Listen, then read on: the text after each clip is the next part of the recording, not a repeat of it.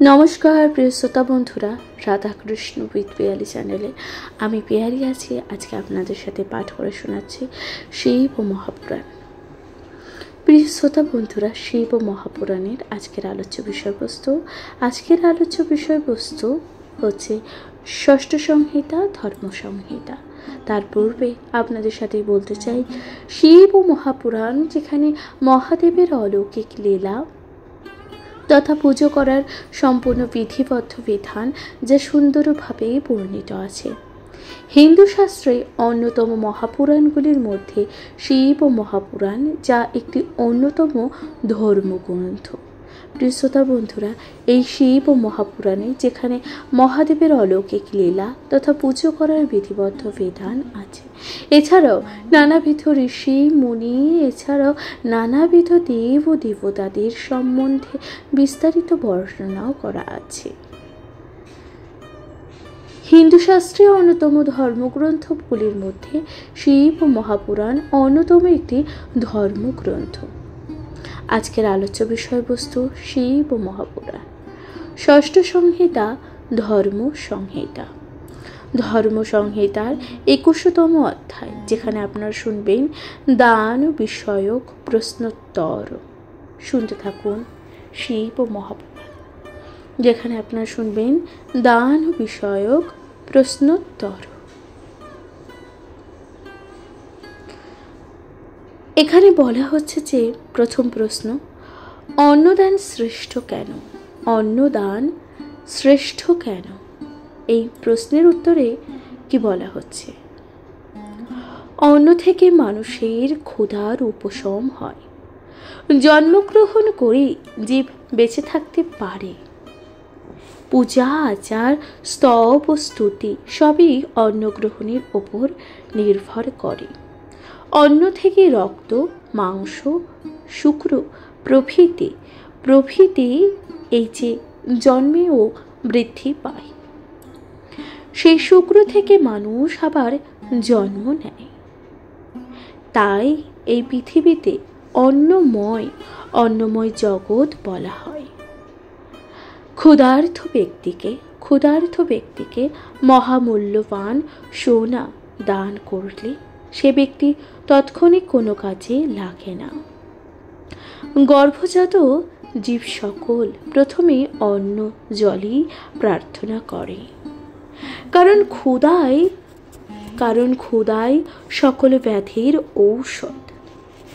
সেই ক্ষুধা অন্নরূপ ঔষধ হিসেবে ব্যবহৃত হয়। ক্ষুধার সমান দুঃখ আর যে কিছুই হয় না। ফলে অন্নদান করলে ব্যক্তির মহাপুণ্য লাভ হয়। যে অন্নদান করে সে জীবকে বেঁচে থাকতে সাহায্য করে। অন্নদাতা হলো প্রাণদাতা, অর্থাৎ অন্ন যে দান করে সে কি করে? জীবকে বেঁচে থাকতে সাহায্য করে। তাই অন্নদাতাই হলো প্রাণদাতা। অন্ন সেবা করলে মানুষের ধর্ম আচরণ করতে পারে। অন্ন সাক্ষাৎ প্রজাপতি ব্রহ্ম, বিষ্ণু, মহেশ্বর। অন্নই ব্রহ্ম। সেই তো কেতু তার পিতাকে প্রশ্ন করেছিলেন, ব্রহ্মকে, অর্থাৎ সেই তো কেতু তার পিতাকে প্রশ্ন করেছিলেন ব্রহ্মকে।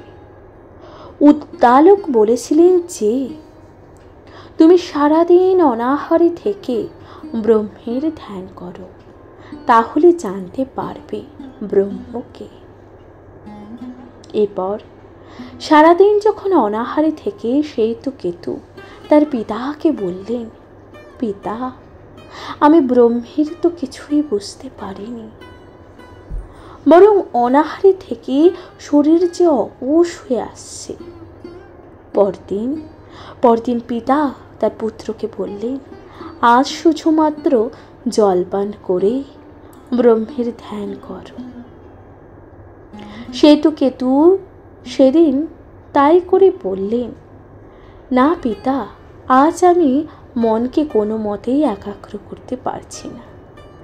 তৃতীয় দিনেই শ্বেতকেতুকে তার পিতা বলল, আজ অন্ন গ্রহণ করে ধ্যানে বসো। শ্বেতকেতু অন্ন গ্রহণ করে ধ্যানে বসলেন। তিনি মনকে ব্রহ্মমুখী করে তুললেন। পিতা বললেন, এবার বুঝতে পারলি তো ব্রহ্মটাকে?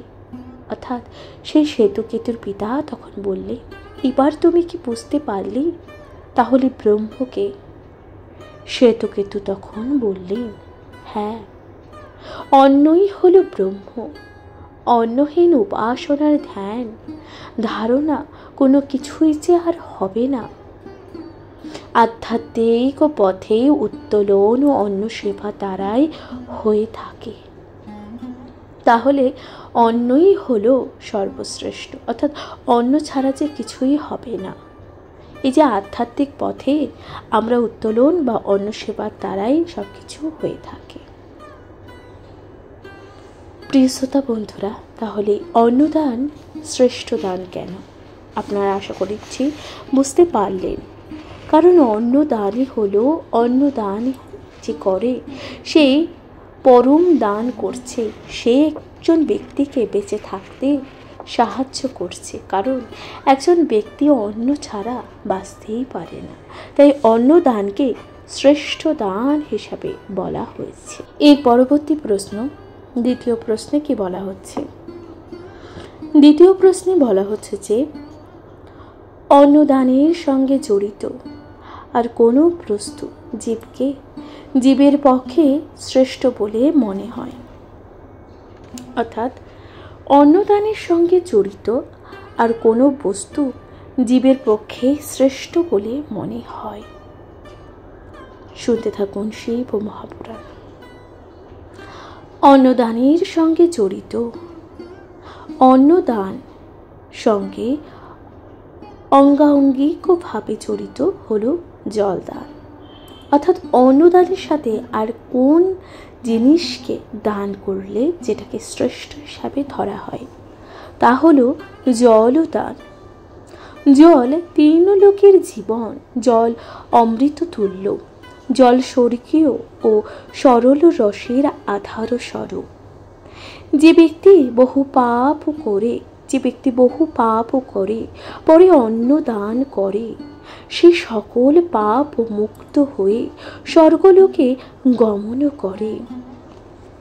জল, অন্ন, বস্ত্র, গো, শয্যা, আসন এই সকল বস্তু দান করা প্রেতলোকের পক্ষে বিশেষ প্রশস্ত। অর্থাৎ তাহলে কি দান যা অত্যন্ত বিশেষ প্রশস্ত? জল, অন্ন, বস্ত্র, গো, শয্যা ও আসন এই সকল বস্তু দান করা যা প্রেত লোকের পক্ষে বিশেষ প্রশস্ত। মানুষ এই সকল বস্তু দান করলে স্বর্গে গমন করে। তাহলে মানুষ এই সকল বস্তু দান করলে কি হয়? স্বর্গে গমন করে। এরপর তৃতীয় প্রশ্নটি কি বলছি শুনুন।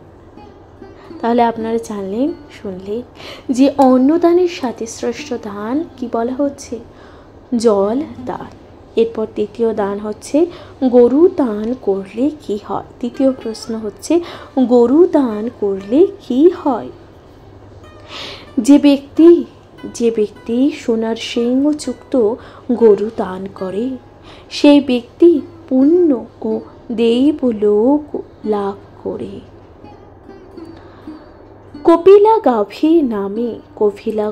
কপিলা গাভী দান করলে ওই গরুর গায়ে যত লোম তত পুণ্য লাভ হয়।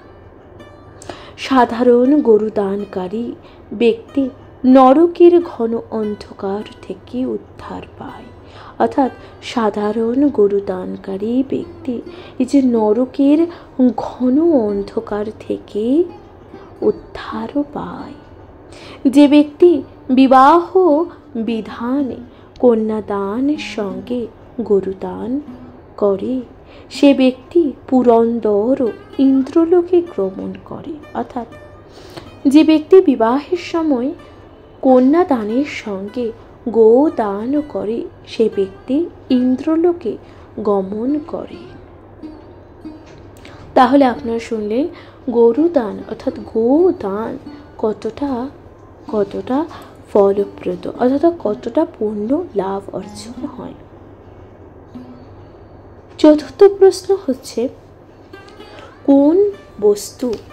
কোন বস্তু দান করলে অর্থাৎ কোন বস্তু দান করলে তার ফল কিরূপ হয় তা বলুন। অর্থাৎ কোন কোন বস্তু দান করলে কি কি ফল লাভ হতে পারে। বাড়ি দান করলে দাতা স্বর্গবাসী হয়। বাড়ি দান করলে দাতা কি হয়? স্বর্গবাসী হয়। গরু ও অশ্বদানকারী বসুলোক গমন করেন। রূপ দানকারী স্বর্গে বাস করেন। স্বর্ণ দানকারী গোলোকে বাস করেন। ছাতা দানকারী দান করলে সুন্দর গৃহের অধিকারী হয়। পাদুকা দান করলে সুন্দর মনের অধিকারী হয়। বস্ত্র দান করলে দেহের সৌন্দর্য বাড়ে। চন্দন দান করলে সুন্দর অর্থাৎ শরীর সুগন্ধ লাভ হয়। মালা চন্দন দানকারী সর্বরোগ শূন্য হয়। গীতা দান করলে বৈকুণ্ঠ লাভ হয়। সোনা রূপা গরু ও ভূমি দান করলে দাতা নরক যাত্রা থেকে মুক্ত পায়। বিপদের সময় সকলকে অভয় দান, কাউকে বিপদে সাহায্য করা, কিন্তু এইসব দানের পুণ্য ফলের সীমা পরিসীমা নেই। অর্থাৎ কি বলছে তাহলে আপনারা শুনলেন যে কোন কোন বস্তু দান করলে তার ব্যক্তির সাথে কি কি ফল লাভ করা যায়। এরপর পঞ্চম প্রশ্নটি হলো, বিদ্যার শ্রেষ্ঠ এবং বয়সী বড় এই দুজনের মধ্যে কাকে দান করলে শ্রেয় হয়। অর্থাৎ বিদ্যার শ্রেষ্ঠ এবং বয়সী বড় এই দুজনের মধ্যে কাকে দান করলে শ্রেয় হয়। উপার্জনহীন ক্ষত্রিয় ধৈর্যশীল ব্রাহ্মণকে দান পরম শ্রেয়। বিদ্যার শ্রেষ্ঠ ব্যক্তি মহান নয়, অর্থাৎ বিদ্যায় শ্রেষ্ঠ ব্যক্তি কিন্তু মহান নয়। যার মধ্যে ধৈর্য গুণ বেশি সেই ব্যক্তি বয়সে বড় হোক আর ছোট হোক তিনি শ্রেষ্ঠ। অর্থাৎ শ্রেষ্ঠ কাকে বলা হয়? যে ব্যক্তি বয়সে বড় বা ছোট হোক না কেন তাতে কিছু আসে না। অর্থাৎ যার মধ্যে ধৈর্য গুণ বেশি থাকে সে ব্যক্তি বয়সে যত বড়ই হোক না কেন কিংবা ছোটই হোক না কেন সে কিন্তু শ্রেষ্ঠ। তাই ধৈর্যশীল ব্যক্তিকে দান করা দরকার। তাই ধৈর্যশীল ব্যক্তিকেই দান করা দরকার। বিদ্যায় ও বয়সে বড় হিসেবে করে দান করাই যথার্থ হবে না। অর্থাৎ এই যে বিদ্যায় ও যে বয়সে বড় বলে তাকে যে দান করা যথার্থ হবে না। তবে সব দানে দরিদ্র ও দুস্থকে দান করতে হবে। তবে এই যে বলা হচ্ছে যে ধর্মসংহিতায় অর্থাৎ শিবপুরাণে বলা হয়েছে যে তবে সকল দানের মধ্যে অবশ্যই দুস্থ বা দরিদ্রকে দান করাই হচ্ছে সর্বশ্রেষ্ঠ। তাহলে আপনারা শুনলেন কোন কোন দানে কি কি ফল লাভ হয়, কোন কোন দানে কি কি ফলপ্রদ হয়, আপনারা তা শুনলেন। প্রিয় শ্রোতা বন্ধুরা, এখানে সমাপ্ত হচ্ছে 21তম অধ্যায়। অর্থাৎ আপনারা শুনলেন 21তম অধ্যায়, যেখানে বলা হচ্ছে দান বিষয়ক প্রশ্নোত্তর। শুনতে থাকুন শিব মহাপুরাণ। অবশ্যই আপনাদের মূল্যবান মতামতে জানাতে ভুলে যাবেন না। চ্যানেলে প্রথমবার শুনে থাকলে অবশ্যই পাশে থাকবেন। নিজের কাছের মানুষ, প্রিয়জন সকলের সাথে শুনতে থাকবেন শিব পুরাণ। শুনতে থাকুন শিব মহাপুরাণ। এই পরবর্তী অধ্যায় 22তম অধ্যায়, যেখানে আপনারা শুনবেন জলদান বিষয়ক প্রশ্নোত্তম। শুনতে থাকুন শিব মহাপুরাণ। কমেন্টে লিখবেন হর হর মহাদেব। নমস্কার প্রিয়শ্রোতা বন্ধুরা, রাধাকৃষ্ণ উইথ পিয়ালি চ্যানেলে আমি পিয়ালি আছি। আজকে আপনারা শুনছেন শিব মহাপুরাণ। শিব মহাপুরাণে ষষ্ঠ সংহিতা ধর্ম সংহিতায় আপনারা শুনবেন 22তম অধ্যায়, যেখানে বলা হচ্ছে জলদান বিষয়ক প্রশ্নোত্তর। অর্থাৎ আপনারা শুনবেন এই যে জল দান করলে কি কি ফল লাভ হয়। শুনতে থাকুন শিব মহাপুরাণ। এই যে জলদান বিষয়ে প্রশ্নোত্তর। প্রথম প্রশ্ন, ধর্ম প্রতিষ্ঠায় জলাশয় খননের উপকারিতা কি? অর্থাৎ ধর্মের প্রতিষ্ঠা করার জন্য জলাশয় খনন করার কি উপকারিতা আছে? উত্তরে বলা হচ্ছে যে জলদান অতি উত্তম দান, একথা আগে যে বলেছি। সেজন্য সঙ্গতি থাকলে জলাশয় খনন করুন, তাতে মানুষের উপকার হবে। পাপিষ্ঠ ব্যক্তিও জলাশয় খনন করলে তাতে তার পাপের অর্ধেক তো নষ্ট হয়। যে ব্যক্তি জলাশয় খনন করে তার বংশের সকল ব্যক্তির পাপ নষ্ট হয়, কারণ সেই জলাশয়ের জল অপামর জীব গ্রহণ করে।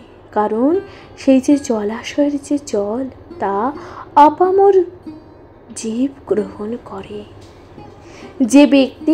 যে ব্যক্তি গরমের সময় জল পান করার জন্য তার জলাশয়কে উন্মুক্ত করে রাখে, অর্থাৎ যে ব্যক্তি গরমের সময় জল পান করার জন্য তার জলাশয়কে উন্মুক্ত করে রাখে, সে ব্যক্তি কখনো কষ্টে পড়তে হয় না। উৎকৃষ্ট স্থানে বৃহৎ তরাগ বা জলাশয় নির্মাণ করলে ধর্ম, অর্থ, কাম এই তিন ফল লাভ হয়ে থাকে। তবে ওই তরাগ দেব, দানব, মানুষ, গরু, ছাগল, সর্প, রাক্ষস ও স্থাবর প্রাণীগণ যেন আশ্রয় করতে পারে।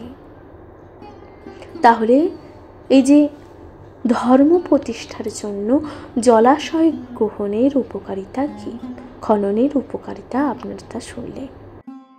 দ্বিতীয় প্রশ্ন হলো বৃক্ষরোপণ করলে কি হয়? বৃক্ষরোপণে করলে কি হয়? নানান ধরনের গাছপালা লাগালে অতি পুণ্য কাজ হয়ে থাকে।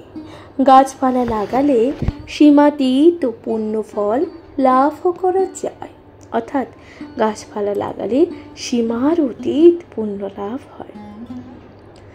গাছপালার সহযোগিতায় মানুষ যে বেঁচে আছে। বৃক্ষের ফল ও মূল দিয়ে দেবতার পুণ্য হয়। পিতৃগণের সেবা করা হয় ফলের দ্বারা। গাছপালা ছায়া দিয়ে সমস্ত মানুষের শান্তি অনয়ন করে। এছাড়াও মানুষের জীবন রক্ষার জন্য গাছের অবদান শ্রেষ্ঠ। গাছপালা না থাকলে মানুষ খাদ্য পেত না, তাই গাছপালা মানুষের তথা সমগ্র জীব জগতের পুত্রের মতো। তাহলে এই যে গাছপালা মানুষের তথা সমগ্র জীব জগতের পুত্রের মতন। আর ওইসব বৃক্ষ বা গাছপালার মধ্যে অনেক পাখি, পশু, বানর, মুনি, ঋষি আশ্রয় পেয়ে থাকে। তাহলে এই যে বলছে ওইসব গাছপালার মধ্যে কী কী আশ্রয় পেয়ে থাকে, ওইসব গাছপালার মধ্যেই, ওইসব বৃক্ষ বা গাছপালার মধ্যে অনেক পাখি, পশু, বানর, মুনি ও ঋষিরা আশ্রয় পেয়ে থাকে। গাছপালা বৃক্ষরোপণ অর্থাৎ রোপণকারীরা মৃত্যুর পর অবশ্যই স্বর্গ লাভ করে। তাছাড়াও নির্মাণকারী, বৃক্ষরোপণকারী, যজ্ঞ অনুষ্ঠানকারী এবং সত্যবাদী মানুষ যেমন মানুষের শ্রদ্ধা ও ভালোবাসা পায়, তেমনি তারা পরকালের পথ প্রশস্ত করে। প্রিয় শ্রোতা বন্ধুরা, তাহলে এখানে সমাপ্ত হলো দ্বিতীয় প্রশ্ন। অর্থাৎ আপনারা শুনলেন এই যে বৃক্ষরোপণের করলে কি হয়, বৃক্ষরোপণের ফলে কি হয়, আপনারা তা শুনলেন। এরপর তৃতীয় প্রশ্নে কি বলা হচ্ছে? তৃতীয় প্রশ্নে বলা হচ্ছে যে মনুষ্য ধর্মে সত্যের মূল্য কতখানি। অর্থাৎ এই যে মনুষ্য ধর্মে সত্যের মূল্য কতখানি। উত্তরে বলা হচ্ছে ধর্মময় মনুষ্য জীবন, এই যে ধর্মময় মানব জীবনে সত্যের মূল্য যে অপরিসীম, অর্থাৎ সত্যের যে মূল্য তা অপরিসীম। সত্যই জীবনের রূপ, সত্যই তপস্যা, আবার সত্যই তপস্যা, আবার সত্যই হলো অদ্বিতীয় বিদ্যা। সত্যই পরম পদ, সত্যই পরম পদ, তপস্যা, যজ্ঞ, পূর্ণ পিতৃগণের পূজা ও নিত্য নৈমিত্তিক কর্ম সবই সত্যের ওপর প্রতিষ্ঠিত। সত্যই যজ্ঞ, সত্যই দান, সত্যই মন্ত্র, সত্যই ব্রতাচারণ এবং সত্যই হলো ওঙ্কার। সত্যের প্রভাবে চন্দ্র সূর্য আকাশে কিরণ দেয়, অর্থাৎ সত্যের যে প্রভাবে চন্দ্র ও সূর্য আকাশে কিরণ দেয়, বাতাসও বয়। মুনিগণ সত্যকেই পরম ধর্ম বলে থাকে।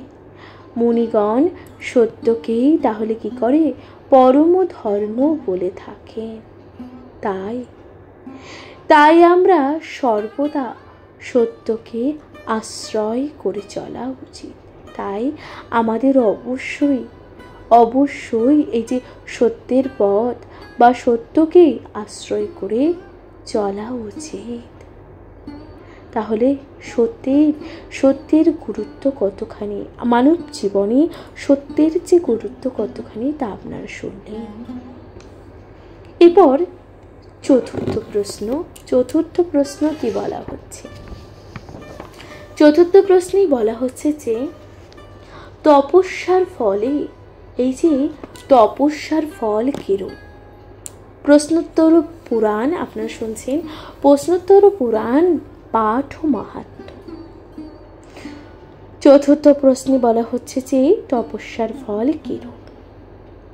উত্তরে বলা হচ্ছে যে বিদ্যা, অর্থ ও সৌভাগ্য, বিদ্যা, অর্থ ও সৌভাগ্য তপস্যার ফলে লাভ করা যায়।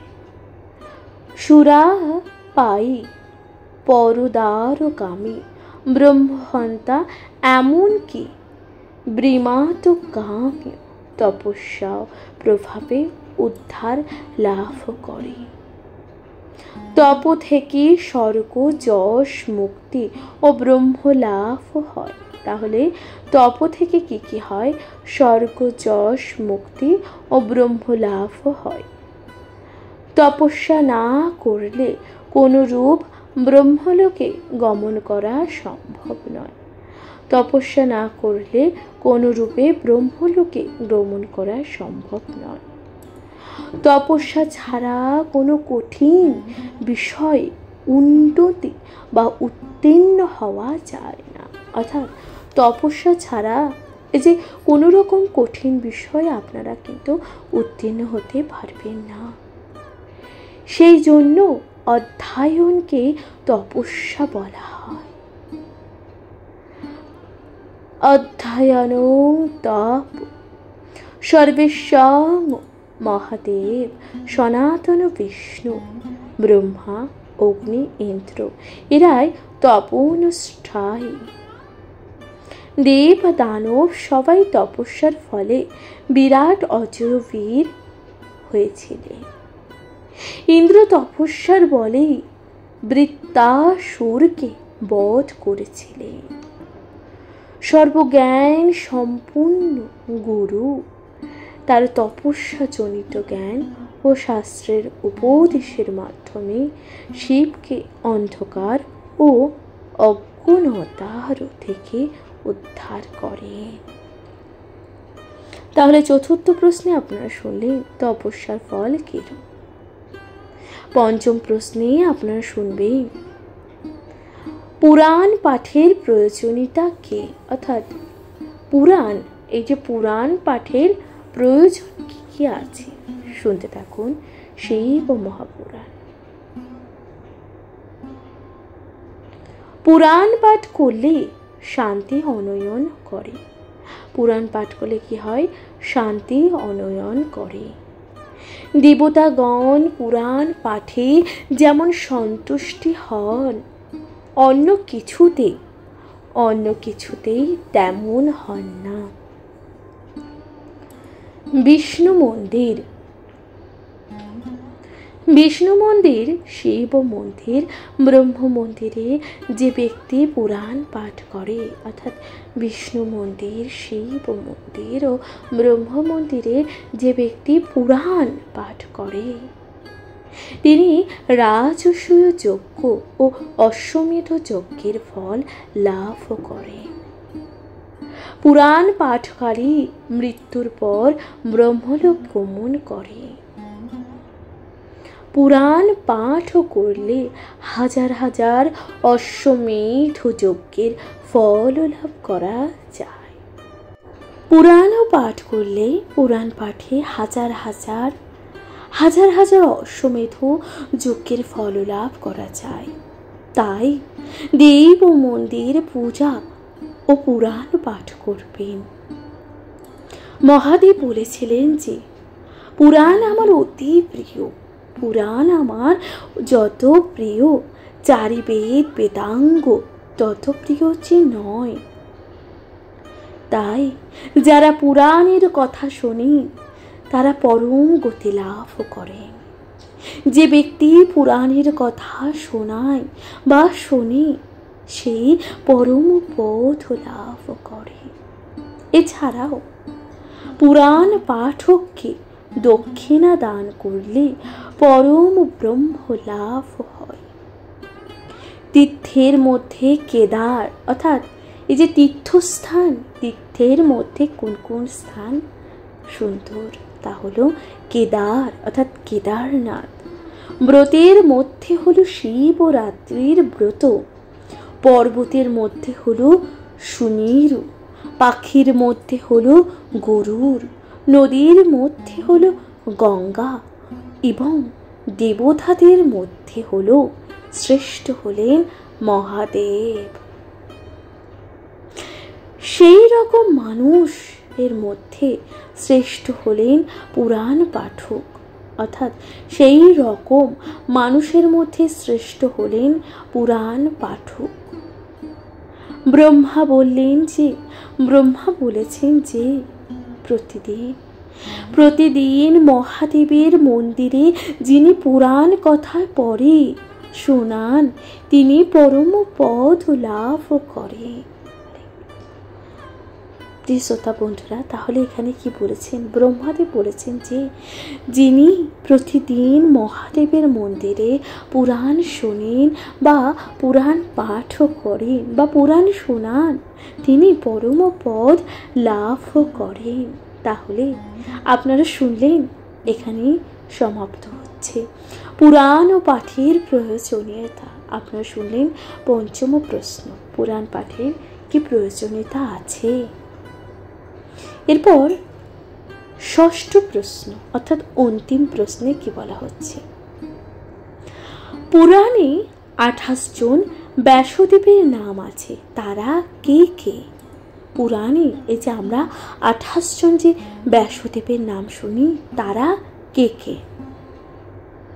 উত্তরে বলা হচ্ছে যে রঘু, সত্য, ভার্গব, অঙ্গিরা, সবিতা, মৃত্যু, ইন্দ্র, বশিষ্ঠ, ধর্ম, শাশ্বত, ত্রিধামা, ত্রিবৃত্ত, শত তেজ, সরক্ষম, ধীমান, অরুণী, কৃতঞ্জয়, দীর্ঘোত্তমা, ভরদ্বাজ, কবি সত্তম, গৌতম, বাচস্রব, সুক্ষারণী, সূচি, তৃণবিন্দু, কৃষ্ণ শক্তি, পরাশর, জাতুকর্ণ, বেদব্যাস। এই অষ্টবিংশতি ব্যাস লিঙ্গ পুরাণে আছে। তাহলে এই যে অষ্টবিংশতি, এই যে 28 জন ব্যাসদেব যারা লিঙ্গ পুরাণে আছেন, আপনারা শুনবেন। এটা 46 থেকে 50তম শ্লোকে আপনারা এটা শুনতে পারবেন। বায়বীয় সংহিতায় আছে 9ম অধ্যায়। প্রিয় শ্রোতা বন্ধুরা, তাহলে এখানেই সমাপ্ত হলো এই যে জলদান বিষয়ক প্রশ্নোত্তর পর্ব। 22তম অধ্যায় এখানেই সমাপ্ত হলো। আশা করছি আপনাদের তা ভালো লাগলো। শিব ও মহাপুরাণ আপনাদের কেমন লাগলো অবশ্যই আপনাদের গুরুত্বপূর্ণ মতামত জানাতে ভুলে যাবেন না। নিজের কাছের মানুষ, পরিবার, প্রিয়জন সকলের সাথে শোনাবেন শিব ও মহাপুরাণ। অবশ্যই আপনাদের মূল্যবান মতামত জানাতে ভুলে যাবেন না। চ্যানেলে প্রথমবার শুনে থাকলে অবশ্যই পাশে থাকবেন। নিজের কাছের মানুষ, প্রিয়জন সকলের সাথে ভাগ করে নিতে ভুলবেন না। আজকের মতো জানাচ্ছি এখানে বিদায়। নমস্কার। কমেন্টে লিখতে ভুলে যাবেন না। হর হর মহাদেব। নমস্কার।